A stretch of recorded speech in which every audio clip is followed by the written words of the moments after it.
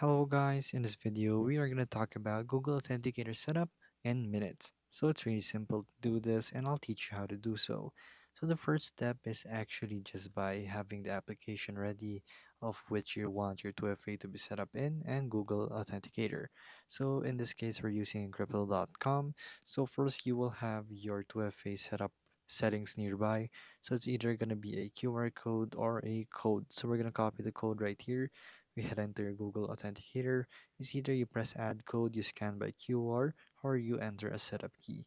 So you press the key right here, and then here in Google you can choose if it's time-based and counter-based only. Account names, just place lol, and then add it. So we can copy this right here basically, and then it's going to be valid for only a certain number of time, and then proceed to verify it right here.